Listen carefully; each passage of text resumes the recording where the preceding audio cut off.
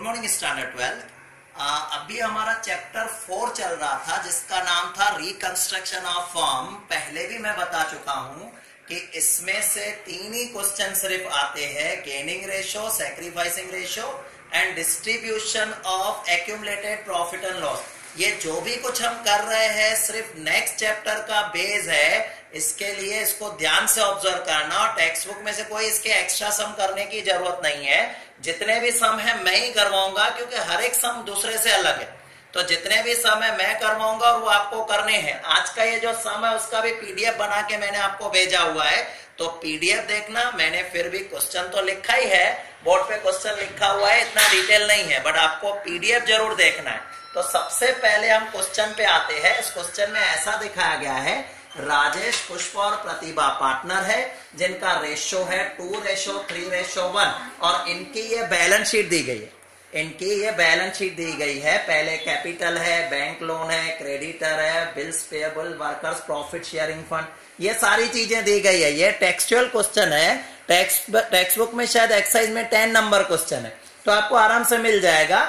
हमें करना क्या है इस क्वेश्चन में, एक ही चीज सीखनी है, रीवैल्यूएशन अकाउंट। हमें सिर्फ रीवैल्यूएशन अकाउंट सीखना है कि रीवैल्यूएशन अकाउंट बनाए कैसे। अब उसके लिए आपको एडजस्टमेंट को देखना पड़ेगा।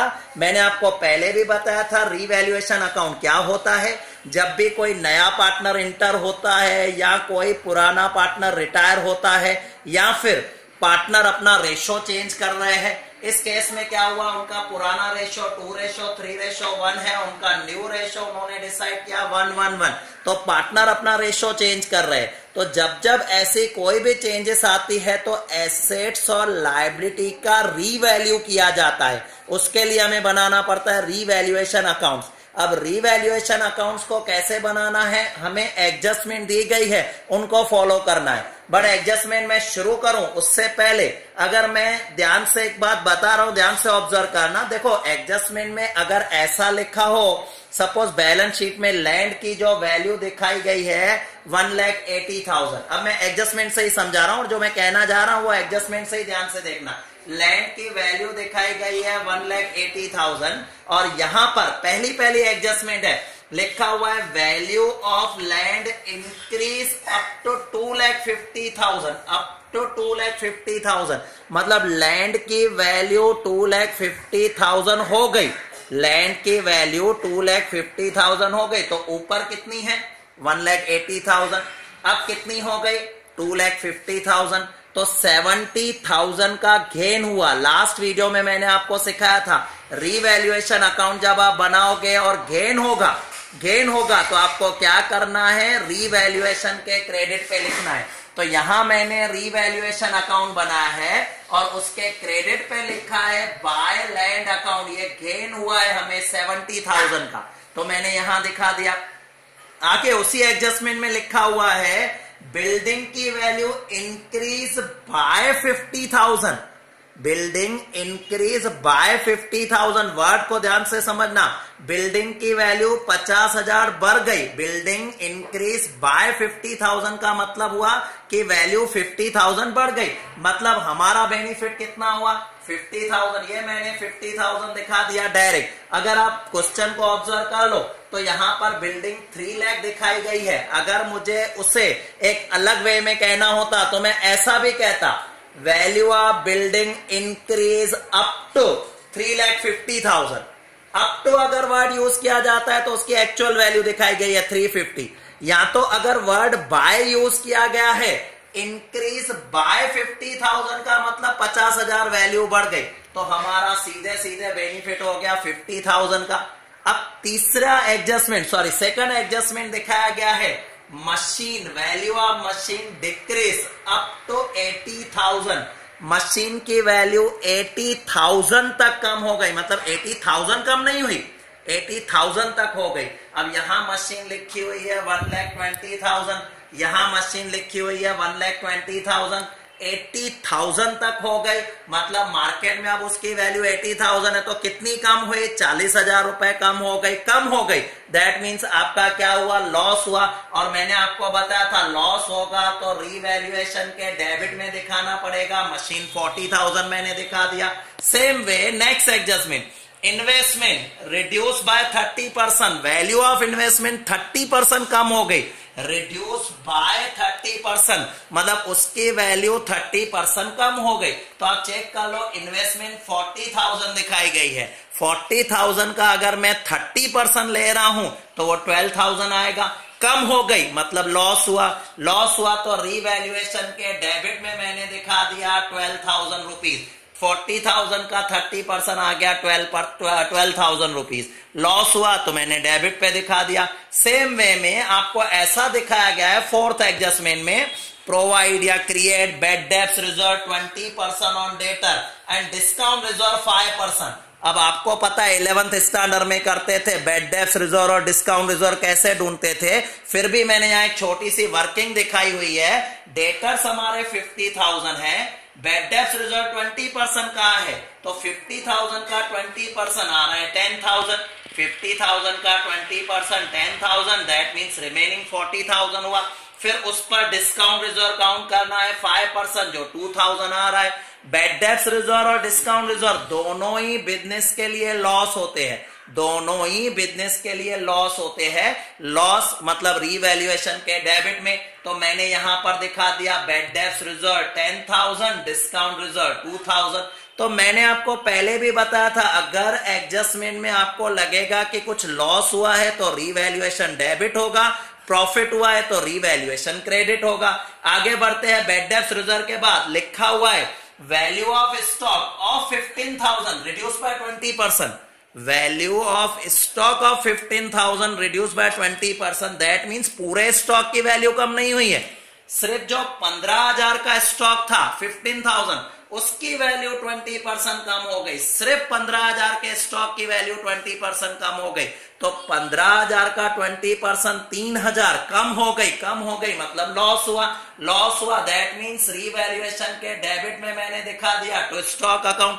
आगे बढ़ते हैं, क्या लिखा हुआ देखो, नेक्स्ट एडजस्टमेंट 6 एडजस्टमेंट है, क्रेडिटर नॉट टू पे 20,000, दैट मींस जो हमारे क्रेडिटर है जिनको हमें पैसे देने हैं, अब वो कह रहे हैं कि 20,000 कम दे दो, हमें 20,000 कम पेमेंट करना पड़ेगा, बिजनेस को 20,000 कम पेमेंट करना पड़ेगा। अब जब हम कम पेमेंट करते हैं, लेस पेमेंट करते हैं, तो ये बिजनेस के लिए एक फायदा हो गया। तो क्रेडिटर को कम पेमेंट करना है, फायदा हुआ, मैंने कहा था फायदा होगा तो रीवैल्यूएशन के क्रेडिट में, तो रीवैल्यूएशन के क्रेडिट में वर्ड दिखा दिया बाय क्रेडिटर 20,000, बाय क्रेडिटर 20,000। आगे बढ़ते हैं, लिखा हुआ है 7th एडजस्टमेंट में कि आउटस्टैंडिंग एक्सपेंसेस 3,000 है, आउटस्टैंडिंग एक्सपेंसेस 3,000, दैट मींस क्या, हमें पे करना है, हमारी लायबिलिटी बढ़ गई 3,000 रुपए और हमें पे करने हैं, लायबिलिटी बढ़ गई मतलब लॉस हुआ, लॉस हुआ तो रीवैल्यूएशन के डेबिट में मैंने दिखा दिया outstanding expenses 3,000 rupees, outstanding expenses 3,000 rupees. उसी के साथ ही लिखा हुआ है इनकम रिसीवेबल 2,000, मतलब हमें 2,000 रुपए और मिलने वाले हैं। रिसीवेबल हमारी एसेट होती है और एसेट हमारा बेनिफिट होता है, तो इनकम रिसीवेबल 2,000, दैट मींस मैंने उसे क्रेडिट में दिखा दिया इनकम रिसीवेबल 2,000। ये जितनी भी एडजस्टमेंट थी हमने कंप्लीट कर ली। अब हमें यह सोचना है कि रीवैल्यूएशन एसेट की हो गई, लायबिलिटी की हो गई, अब इस रीवैल्यूएशन से प्रॉफिट हुआ कि लॉस हुआ, प्रॉफिट हुआ कि लॉस हुआ, इसके बारे में हमें सोचना है।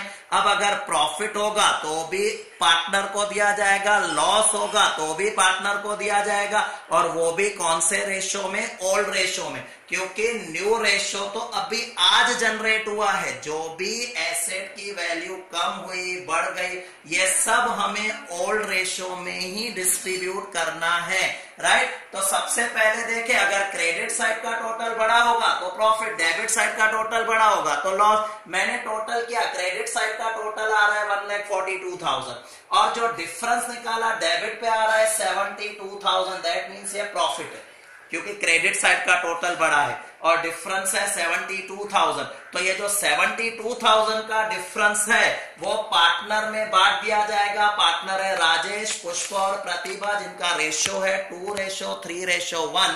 तो इनमें मैंने डिस्ट्रीब्यूट कर दिया 24,000, 36,000 और 12,000। तो इस तरह से मैंने क्या किया, ये रीवैल्यूएशन अकाउंट कंप्लीट कर लिया। अब रीवैल्यूएशन के साथ साथ कभी कभी आपको एंट्रीज भी पूछी जाती है, क्योंकि टेक्स्ट बुक में जितने भी सम सिखाए गए हैं उनमें एंट्रीज है। हालांकि आज तक बोर्ड में कभी भी उन्होंने एंट्रीज पूछी नहीं है, सिर्फ रीवैल्यूएशन अकाउंट ही पूछा जाता है। बट टेक्स्ट बुक में दी गई है तो मैं एक बार एक्सप्लेन कर लेता हूं। लॉजिक वही रहेगा, आपको एंट्रीज लिखते समय लॉजिक सेम फॉलो करना है कि अगर प्रॉफिट हुआ तो रीवैल्यूएशन क्रेडिट होगा, लॉस हुआ तो रीवैल्यूएशन डेबिट होगा। अब अगर हम अपनी एंट्रीज को देखें तो पहली एडजस्टमेंट, ये तो हमने रीवैल्यूएशन अकाउंट कंप्लीट किया। अभी पहली एडजस्टमेंट जो इसकी एंट्रीज में लिख रहा हूं, एंट्रीज में आता हूं, लैंड की वैल्यू इंक्रीज हो गई 2,50,000, तो हमें प्रॉफिट हुआ। कितना प्रॉफिट हुआ? हमें 70,000 का प्रॉफिट हुआ, जो यहां हम दिखा चुके हैं। तो एंट्री क्या आएगी?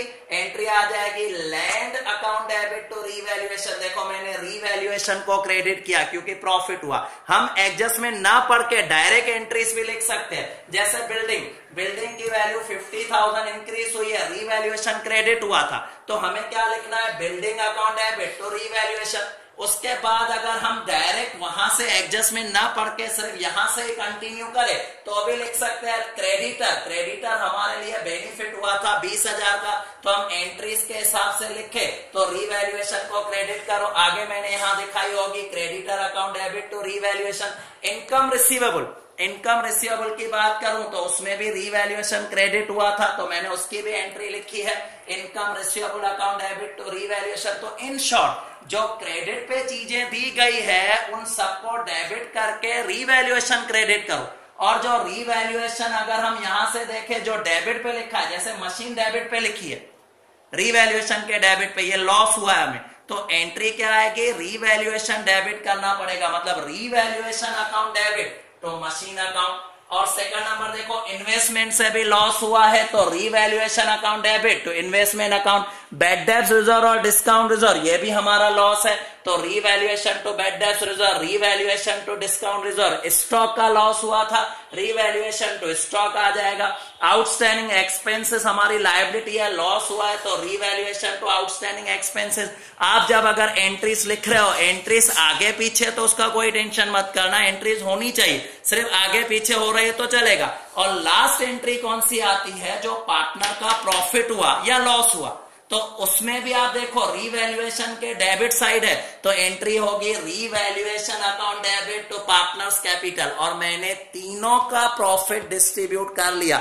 एंट्रीज फिर से कह रहा हूं आती नहीं है, बट फिर भी एक दो सब में हम सिर्फ लॉजिकल पर्पस के लिए एंट्रीज को करेंगे, बाकी मेन आपका रीवैल्यूएशन अकाउंट ही है। इसके लिए मैं ज्यादा कुछ होमवर्क नहीं दूंगा, बट टेक्स्ट बुक के जितने भी सम 4 चैप्टर में दिए हैं मैं सब वीडियोस बना के आपको करवाऊंगा, तो प्रैक्टिस हो जाएगी।